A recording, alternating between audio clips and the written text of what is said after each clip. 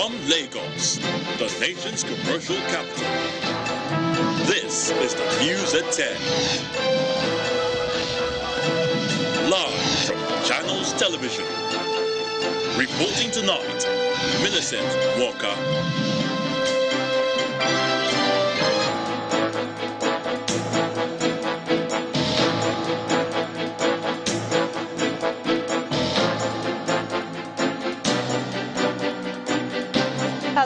Welcome. Tonight, federal government blames state governors for rising poverty levels across the country, says failure of social intervention programs to achieve desired results is due to non-cooperation by governors.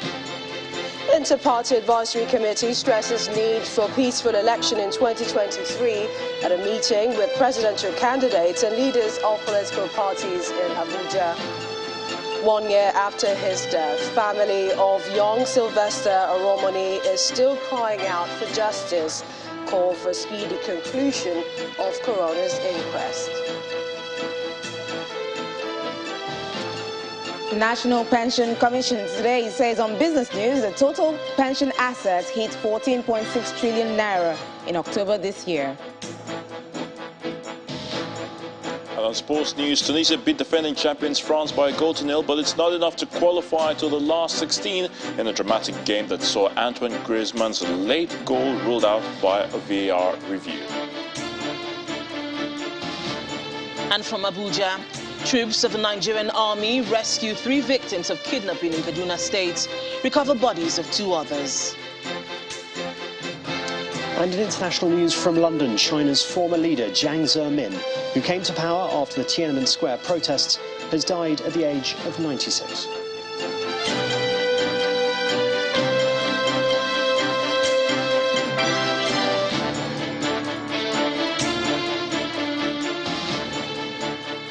We begin from the nation's capital in what appears to be a blame game. The federal government says state governors are responsible for the rising poverty levels across the country.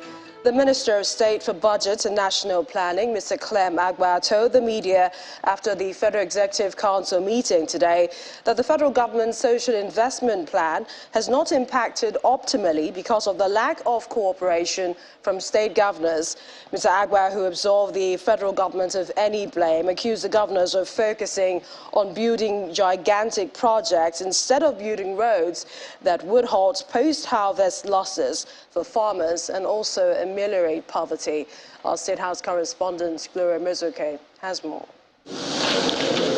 About 10 ministers were among cabinet members physically in attendance at a council meeting presided over by the President, Muhammadu Buhari. Ministers who presented memos during the meeting briefed the media. I presented a brief on the... Responding to the growing poverty in the country, the Minister of State for Budget and National Planning outrightly blames state governments for the lack of focus. From our demography, it shows that the greatest number of our people live in the rural areas. But the governors are not working in the rural areas. Right now, 70% of our people live in the rural areas. They produce 90% of what we eat. And unfortunately, 60% of what they produce is lost due to post-harvest losses. It does not get to the market. We need to push that rather than governors continue to compete to take loans to build airports that are not necessary, where they have other airports so close to them, or governors now competing to build flyovers all over the place, and we applaud them. They should concentrate on building rural roads so that the farmer can at least get their product to the market. The council approved a new national language policy, which henceforth requires that the mother tongue becomes the medium of instruction from primaries 1 to 6. The government has agreed now instruction in primary school, the first 6 years will be in the mother tongue. In principle, it has been agreed, but I know implementing it will require a lot of work to develop the material, to teach and get the teachers and so on. But the policy has been approved. The language that will be chosen is the language that the community communicates in. But other Nigerian languages, the policy encourages their teaching and their learning. And in addition, of course, the learning of international languages as subjects will continue. In other words, your arithmetic, your mathematics, your nature study will be taught in your mother tongue, including your English language. I mean, we went to school a long time ago, and I remember that our mother tongue was the medium of instruction. And it has been proven scientifically that children do better when issues are explained to them in their mother tongue than in another language. But the motivation the Education Minister advances is that 29 languages have become extinct in the last few years, leaving us with about 625 languages. Now, but the question of how feasible this policy will be against the backdrop of the dearth of teachers in schools and the inadequate funding for the education sector remains. But the Education Minister assures that all the gaps will be addressed in due course. From the Presidential Villa, Gloria Umezuki, Channels Television News. And ahead of the 2023 elections, the Inter-Party Advisory Council, IPAC, is asking political parties and candidates in the forthcoming general elections to run campaigns that are devoid of violence and contribute to the peaceful conduct of elections. Chairman of IPAC, Mr. Yebagi Sani, made the appeal at a summit with presidential candidates and leaders of political parties. Meanwhile, Governor Hope Uzodimma of Imo State is tasking the Independent National Electoral Commission and security agencies to resist the manipulations of politicians and commit to conduct free, fair and credible elections next year. Conversations on the need to have peaceful and credible elections next year dominated the political space in recent times, and it's also the crux of discussions at this political summit in Abuja by the Inter-Party Advisory Council, IPAC. The summit aims to enlist the commitment of leaders of political parties and their candidates to ensure that the forthcoming general elections are peaceful and credible. The aim of the summit is to provide an avenue for political parties and all stakeholders such as the academia, political party leaders, election management bodies, and the general public in the political system to commit themselves to a free, fair, credible, and inclusive election in 2023. The keynote speaker is former President of the Senate, Pius Anyim, who underscores the critical role of political parties and the conduct of a peaceful election. Lack of internal democracy in Nigerian political parties has become a persistent threat to the country's democracy. It is also important to note that the expectations of the Nigerian people from INEC is that INEC should observe all principles of democracy and social justice in the conduct of these affairs, particularly the principles of free, fair, and credible elections, as crucial requirements for democratic consolidation. Political parties, security agencies, and the Independent National Electoral Commission all play pivotal roles in the conduct of elections in Nigeria. Hence, the appeal for them to play by the rules of the game. An efficient, corrupt-free, and patriotic security personnel can go a long way in ensuring that we have a free and transparent elections whose results will be judged as fair and credible. INEC must be honest. Above all, INEC should be free from any form of interference from any quarters. It's less than 90 days to the 2023 general elections, and conversations like this is expected to highlight the import of a peaceful and credible exercise. To party politics now, the People's Democratic Party's presidential candidate, Mr. Atiku Abubakar, says the end of the ruling All Progressives Congress is near. The PDP flag bearer was speaking while addressing his supporters at the presidential campaign held in Akure, the Ondo state capital. Mr. Abubakar laments the state of education in the country, which he specifically blamed on the APC, promising to improve funding for education.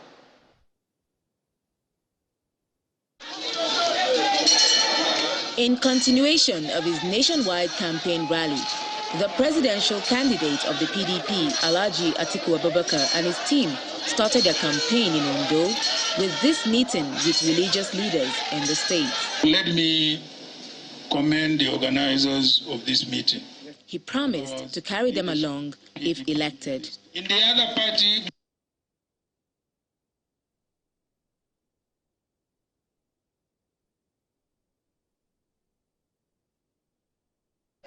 And former governor of Edo State and the Deputy Director General of the APC Presidential Campaign Council, Mr. Adams Oshiomhole, is asking Nigerians to hold the past administrations of the People's Democratic Party for the current fuel scarcity in the country.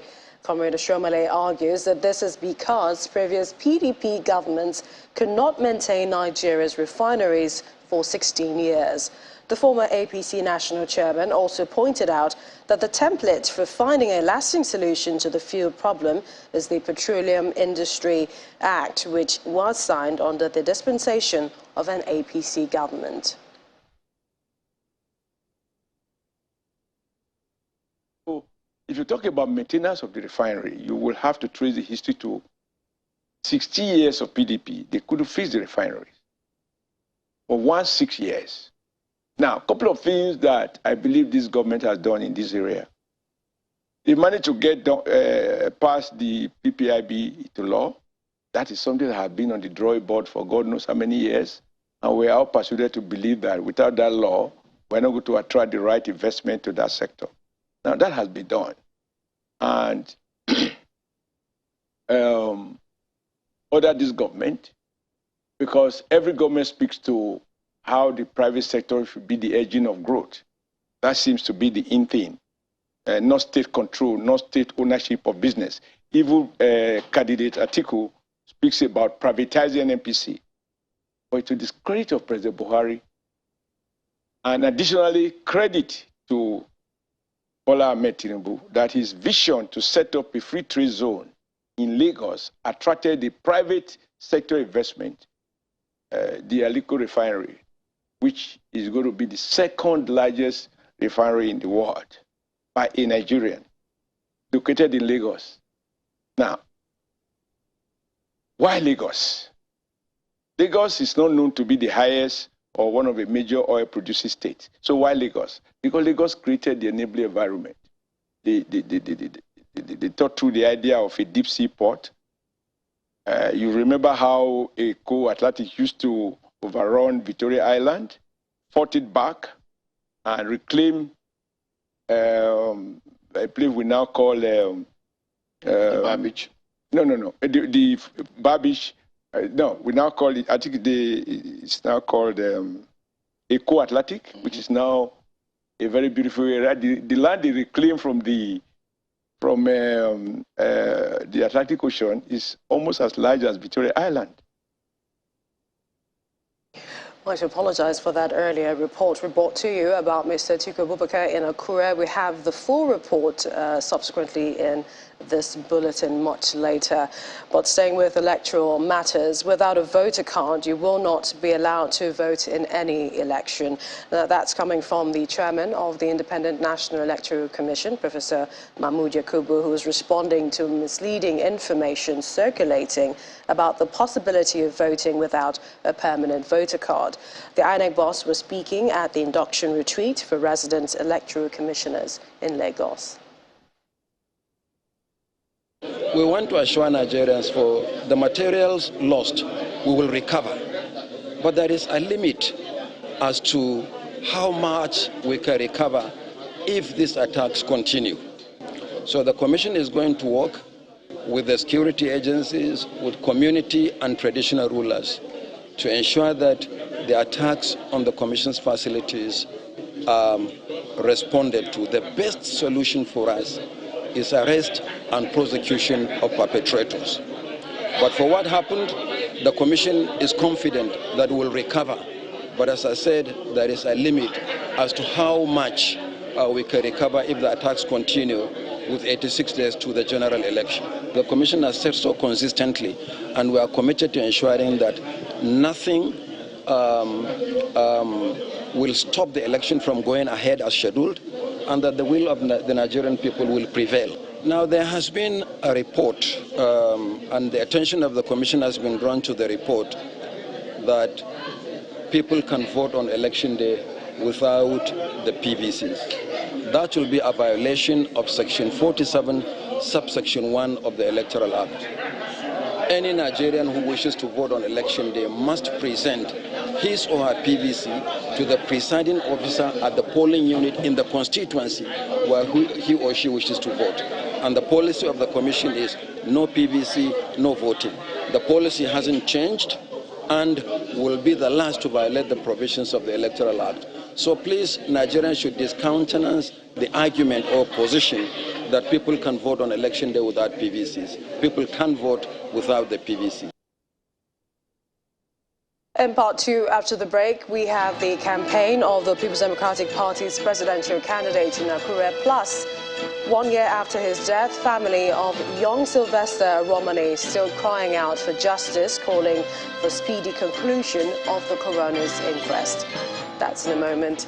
Please stay with us.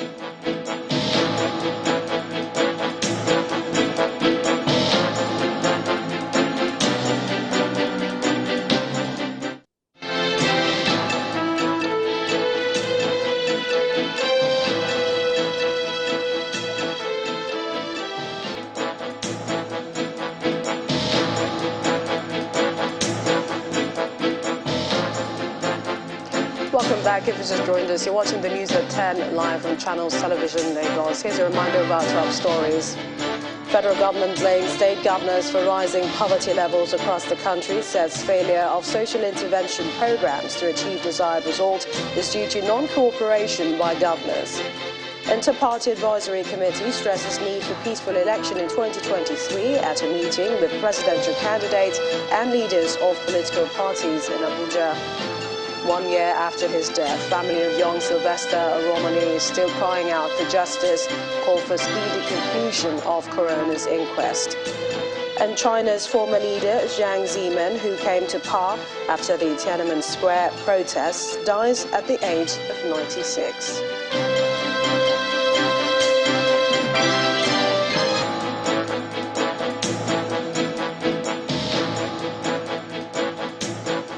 Still in politics, the Abia State, the governorship candidate of the Labour Party in the state, Dr. Alex Oti, is asking residents to collect their permanent voter cards without delay.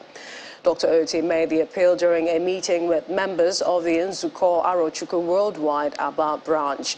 During the meeting, the Labour Party governorship candidate, who was accompanied by his wife, told the residents that their PVCs remained their only power to determine who will lead them for the next 4 years. This is an end-of-year meeting of members of the Nzuko Arochukwu Worldwide Aba branch, a non-profit organization created to foster brotherly relationship and promote the norms, values and tradition of the people of Arochukwu in Abia State.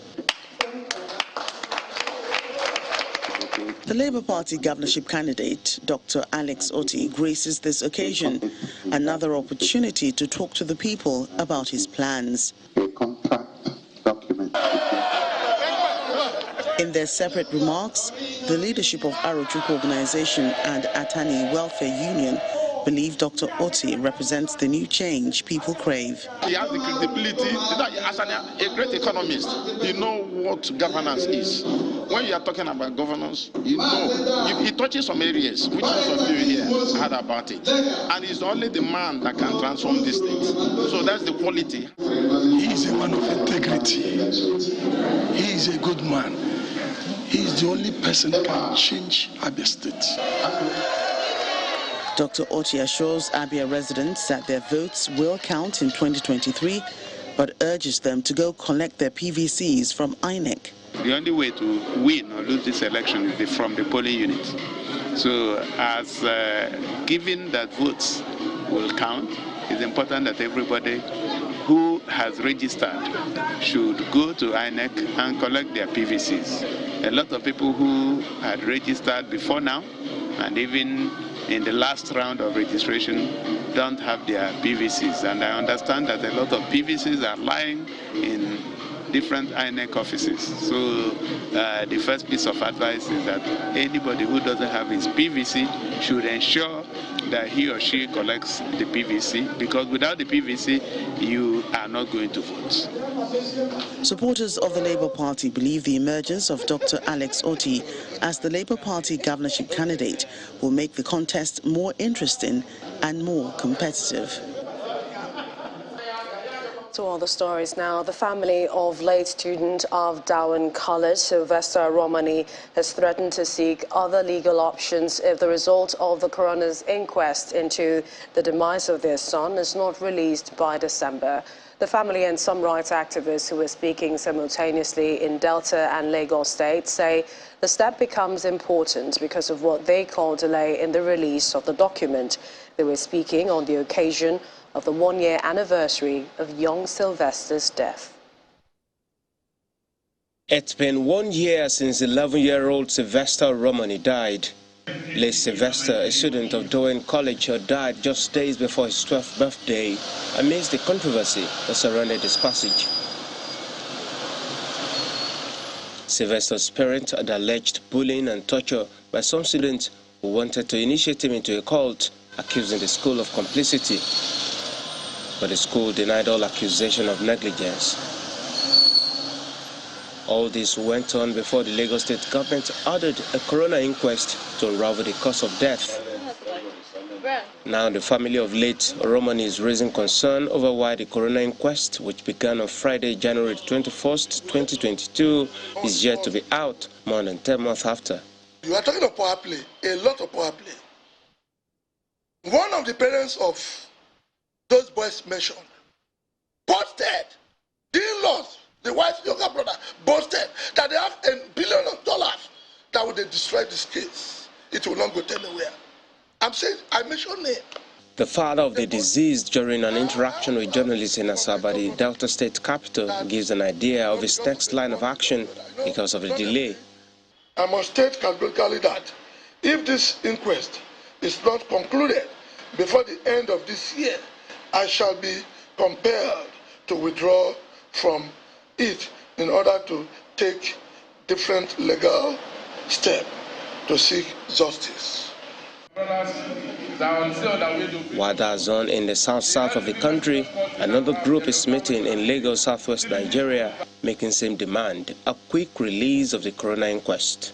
We are using this medium to appeal to His Excellency Babajide Sanwo-Olu, the governor of Lagos State, to make sure justice is served, as the case is not swept under the carpet like other murder cases that we don't hear about anymore. They will not have any carpet where they can put this case. If they bring a carpet, we will move it. The groups continuing their call for justice for Sylvester Romani Jr., promising to see it to the end. Let's go over to Abuja where we have more stories. Linda is ready. Hi, Linda. Hello, Millicent. We now bring you that report on the PDP presidential campaign rally, which happened earlier today in Akure, where the PDP presidential candidate Atiku Abubakar says the end of the ruling All Progressives Congress, APC, is near. The PDP flag bearer was speaking while addressing his supporters at the presidential campaign held in Akure, Ondo state capital. Mr. Abubakar laments the state of education in the country, which he specifically blamed on the APC, promising to improve funding for education. In continuation of his nationwide campaign rally, the presidential candidate of the PDP, Alhaji Atiku Abubakar, and his team started their campaign in Ondo with this meeting with religious leaders in the state. Let me commend the organizers of this meeting.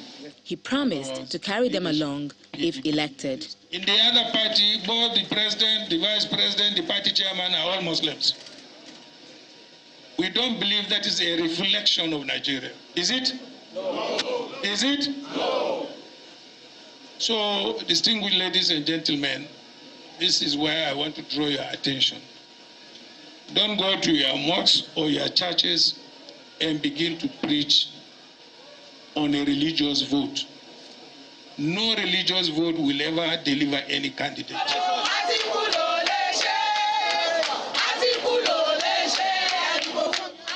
The campaign train then moves to the palace of the Deji of Akure, where he pledges to ensure a constitutional role for traditional rulers. At the MKO Abiola Democracy Park, the venue of the rally, party supporters from across the 18 local government areas of the state gathered for the campaign.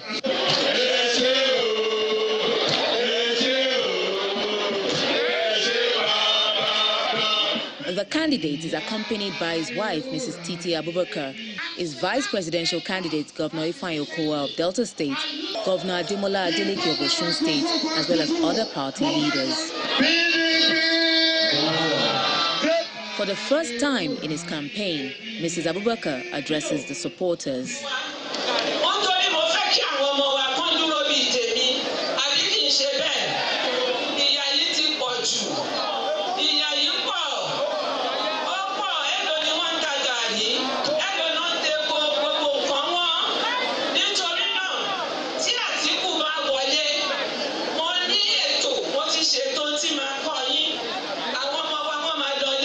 Speaking at the rally, the PDP presidential candidates promised to improve funding for education while praying that Nigerians will never witness another APC government beyond 2023. Our people of Ondo State, we have also promised that we shall, by the grace of God, we provide enough funding for education so that our universities can continue with their work. Not what the APC are doing today. Ondo State is the first state in the southwest to welcome the PDP presidential campaign train, and the candidate is hoping that the people of Ondo will repeat the 2019 feat when the party secured the highest vote in the state. Away from politics, troops of Operation Forest Sanity, who are carrying out massive military onslaughts against bandits in Abrom, Gabachua and Kujeni forest areas in Kajuru, Chikun and Kachia local government areas of Kaduna State, have the remains of 2 female victims who were kidnapped and killed by bandits. The troops recovered the corpses at Kwanti area of Chikun local government, while they also rescued 2 male kidnapped victims alive during a clearance operation in the general area. According to the Kaduna State Commissioner for Internal Security and Home Affairs, Samuel Arwan, the troops engaged the bandits around Kwanti area of Chikun local government, during which the bandits fled into the forest, leaving behind 4 motorcycles recovered by the troops.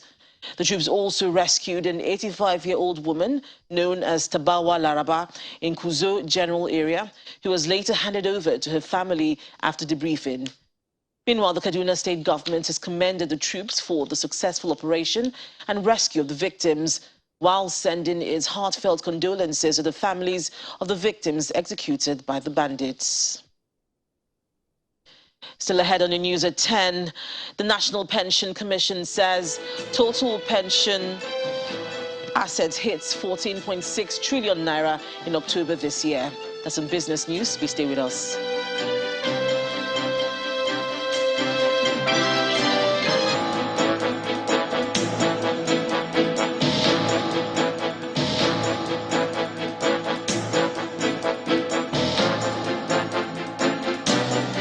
From Abuja.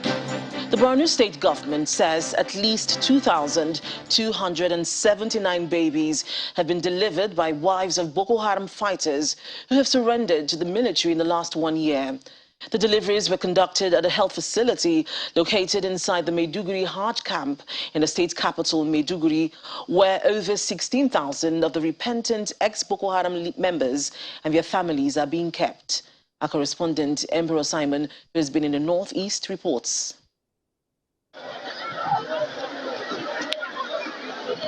This is one of the camps provided by the Borno State government to accommodate Boko Haram members who have laid down their arms since the state government, in partnership with the military, declared amnesty for them.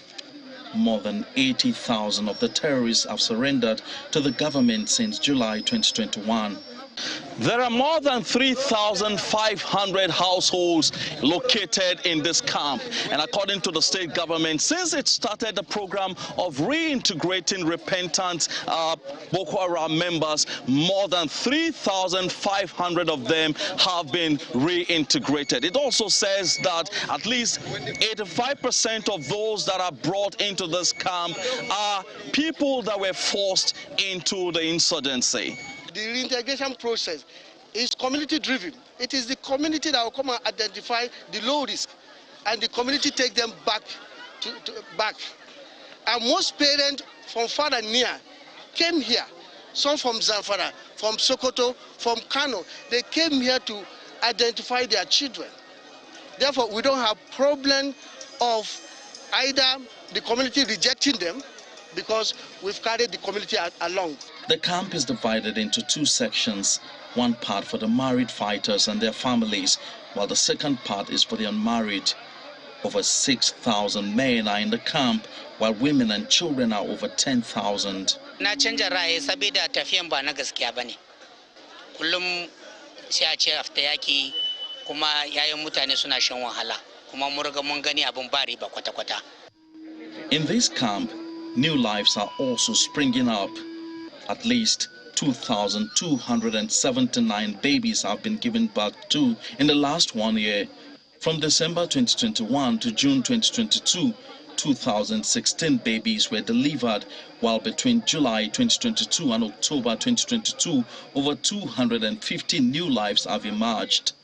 As far as we are here in this clinic, we have never received any female that come to say that she want to remove her baby or any other else, unless we receive a lot of cases such as miscarriage. 26 years Awa Bukar was delivered of twins about a week ago.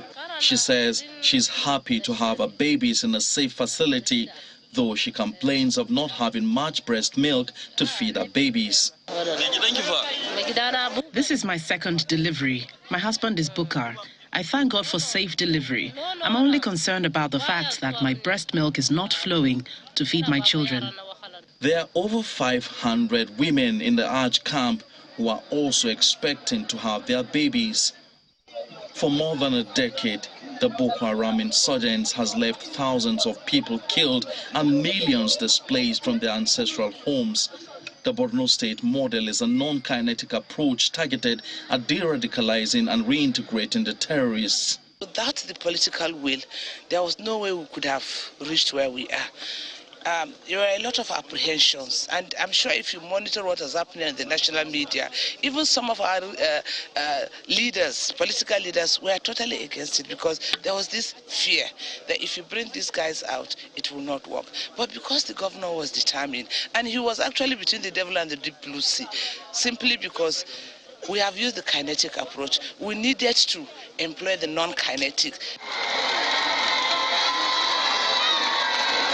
The overwhelming excitement on the faces of these young ones perhaps is a sign of the hope that someday Borno State in the northeast Nigeria will regain its status of being the home of peace.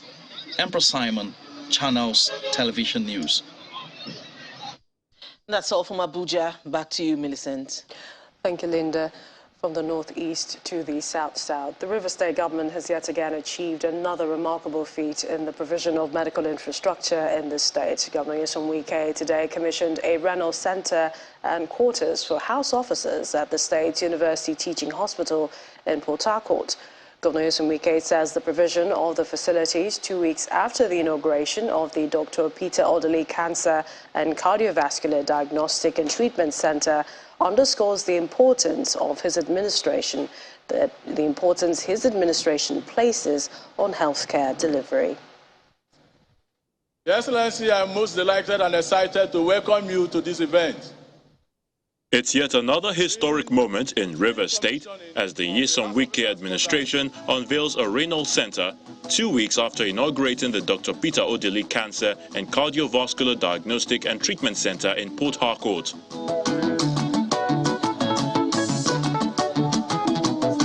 The The Reynolds Center, within the premises of the River State University Teaching Hospital, formerly known as the Braithwaite Memorial Hospital, is said to be a timely intervention in a state with about 16% renal disease prevalence.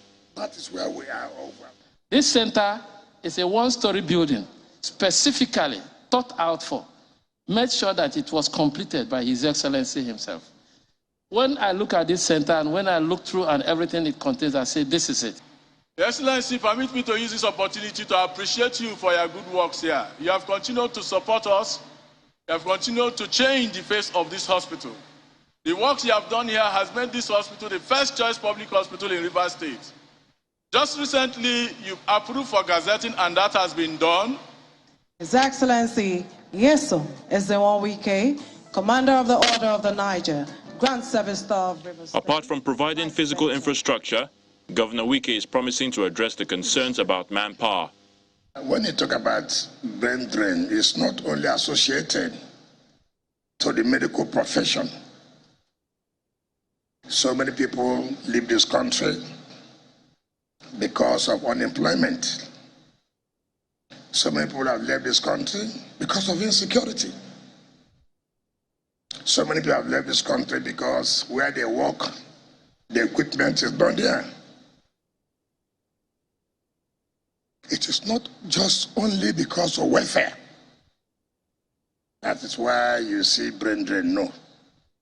He again defends the use of the 13% derivation arrears paid to some Niger Delta states, including Rivers, by President Muhammadu Buhari, while reeling his strides in promoting healthcare service delivery in the state.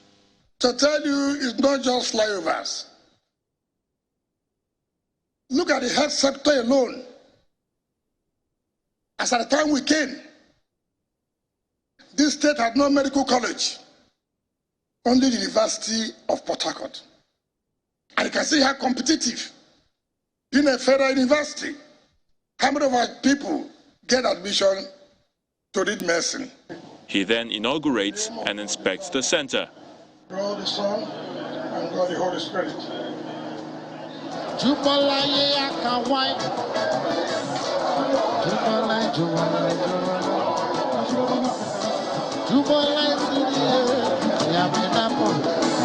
The state governor also commissions a newly built quarters for the house officers, also at the River State University Teaching Hospital.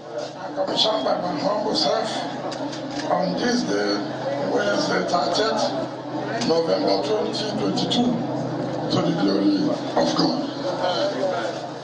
In appreciation of his effort in improving healthcare service delivery in Rivers, Governor Nyesom Wike is presented an achievement award by house officers at the River State University Teaching Hospital.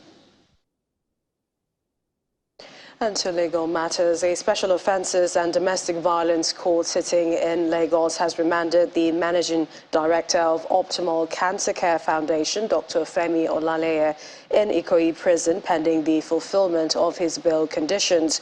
The 57-year-old Dr. Olaleye is accused of sexually violating a minor who is said to be his wife's niece for over 20 months. He was arraigned by the Lagos State government at the Sexual Offences and Domestic Violence Courts in the Ikeja area of Lagos. The doctor pleaded not guilty to the charge preferred against him. The court granted him a bail of 50 million naira with 2 sureties in like sum. On November 21, the scheduled arraignment of Mr. Olaleye was stalled following his absence in court. The court has fixed the 19th and 21st of December for continuation of trial. Let's head now for some business news. Here's Will Ibong.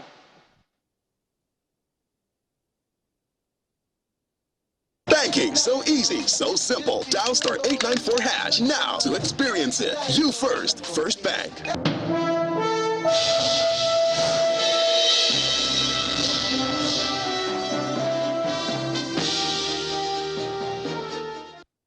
Thanks, Millicent. Nigeria's pension assets has risen to about 14.6 trillion naira in October, and that's according to the latest figures released by the National Pension Commission.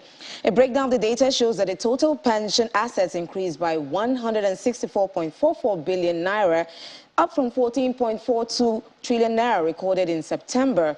The commission also adds that over 9.85 million retirement savings account holders have enrolled into the contributory pension scheme as at October, while 84,000 have enrolled into the micro pension plan as at September this year. Now, the Kwara State Governor Abdurrahman Abdurazak has presented the 2023 budget estimates before the State Parliament, restating the administration's commitment to inclusive growth. Tagged budgets of economic expansion and sustainable development, the governor says that the fiscal document focuses on strengthening the current gains and is built around the Kwara State Sustainable Development Plan. The size of the 2023 budget is 189,436,248,054 naira, with a current expenditure of 49.1% and capital component of 50.9%. The key assumptions of oil price are $70 per barrel, daily oil production estimate at 1.69 barrels per day, exchange rate at 4.35 to the US dollar, GDP growth of 3.75 and inflation rate of 17.16%. Funding windows include the federal allocation, internally generated revenue, grants and other capital receipts. Now, the equities markets made a strong rebound in today's trading session as the all-share index rose by 0.71%. Laddie Williams tells us more.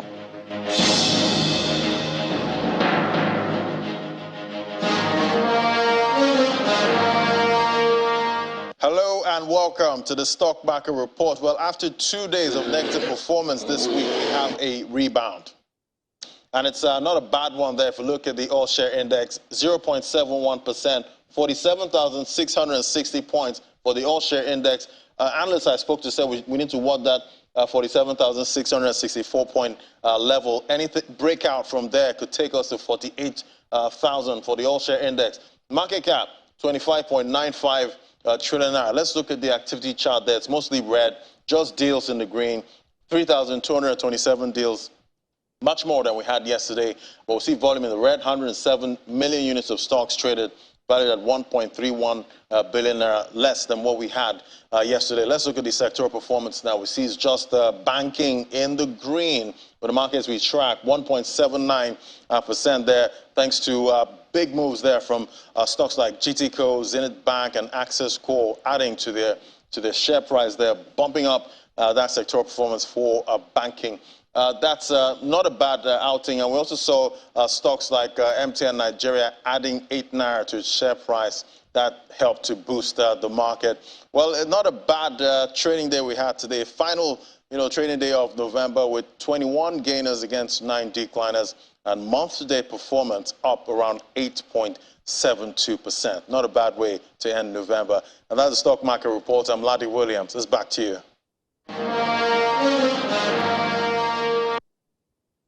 Thanks, Laddie. That was a fantastic close for the month of November. Now let's see how other global equities markets performed at the close of the bell.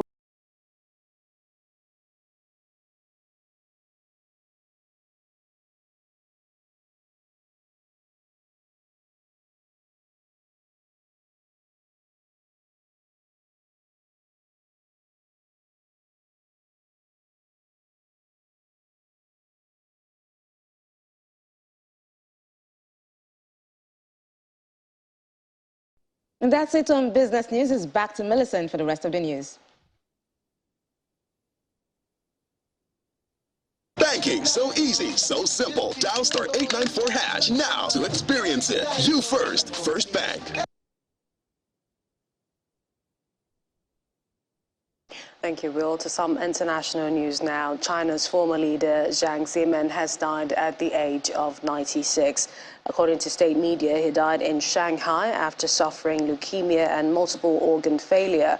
He was recognized as an outstanding leader and a long-tested communist fighter. Simon Pusi has more in Around the World in 5. Good Good evening and welcome to the Channel's studios here in London with your international news around the world in 5. China's former leader Jiang Zemin, who came to power after the Tiananmen Square protests, has died at 96. State media said he died just after noon in Shanghai on Wednesday. Jiang rose to power after the bloody 1989 crackdown on protesters in and around Beijing's Tiananmen Square, which led to China being ostracized internationally. One of the major figures of Chinese history in recent decades, he presided over a time where China opened up on a vast scale and saw high-speed growth. A Chinese Communist Party statement said he died of leukemia and multiple organ failure. Meanwhile, people in the southern Chinese city of Guangzhou have clashed with police overnight in the latest protests against the country's strict COVID rules.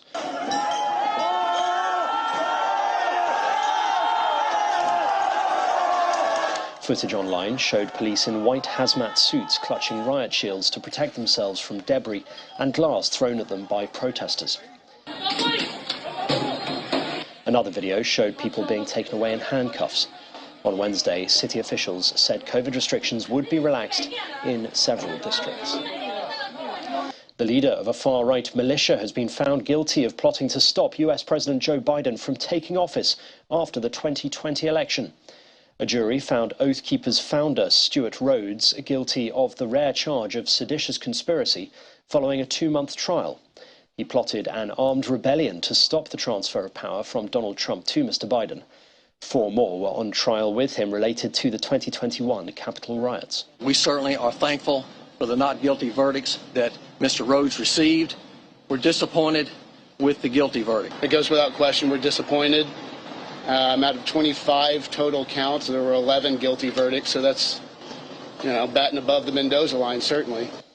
NATO foreign ministers have attempted to reassure fragile countries in Russia's neighbourhood that they fear could be destabilised by Russia as the conflict in Ukraine drags on. Meeting in Bucharest in Romania, diplomats sought to calm countries that are struggling due to squeezed energy supplies and rising prices.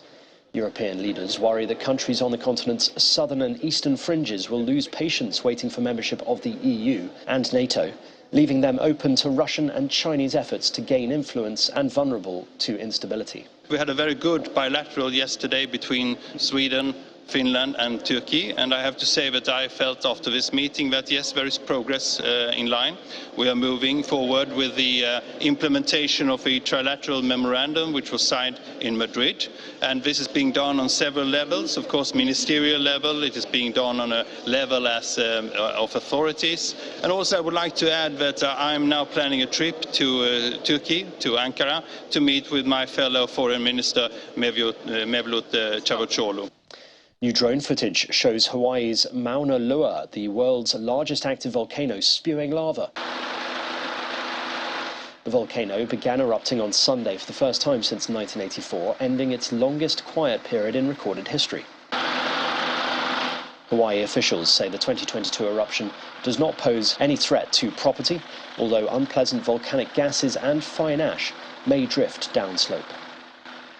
And the humble baguette, France's staple bread, has made it onto the United Nations Cultural Heritage List. Paris-based UN heritage body UNESCO has voted to include the artisanal know-how and culture of baguette bread on its list of intangible cultural heritage, which already includes around 600 traditions from over 130 countries.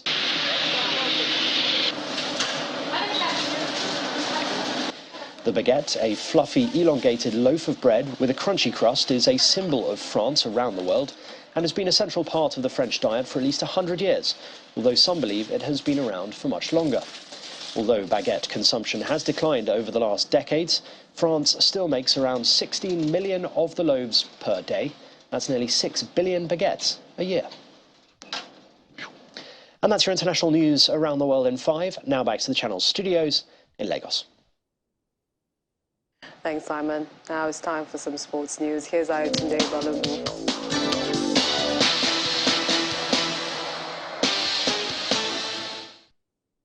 And thanks, Millicent. Welcome to Sports News. Lionel Messi's Argentina beat Poland 2-0 this evening to top World Cup Group C and reached the last 16 as the Poles also progressed.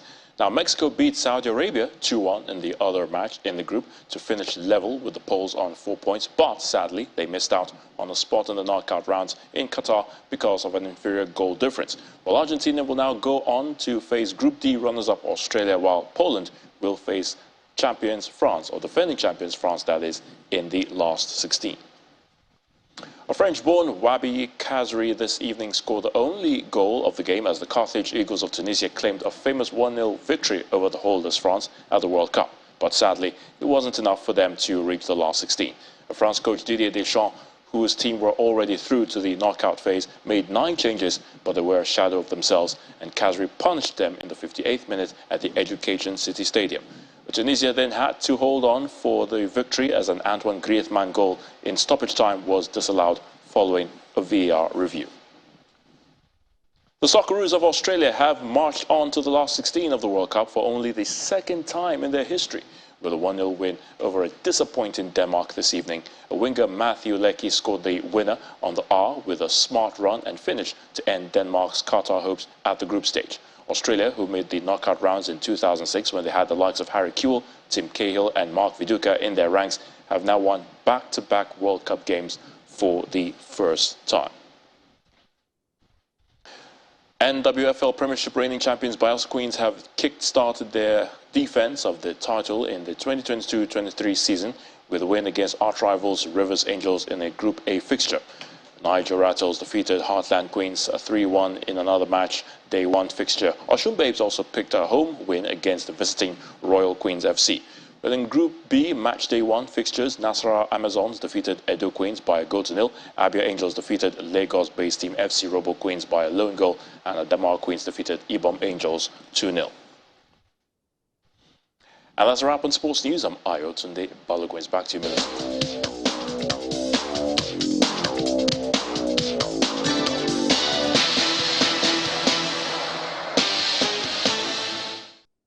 Thank you, Ayotunde. And the main news again. The federal government today blames state governors for rising poverty levels across the country. The Minister of State for Budget told journalists in Abuja that the failure of social intervention programs to achieve desired results is due to non-cooperation on the part of the governors. Also today, the Inter-Party Advisory Committee stressed need for peaceful elections in 2023 at a meeting with presidential candidates and leaders of political parties in Abuja. That's your news at 10 tonight. Thank you for watching. I'm Millicent Walker. Have a good night and stay safe.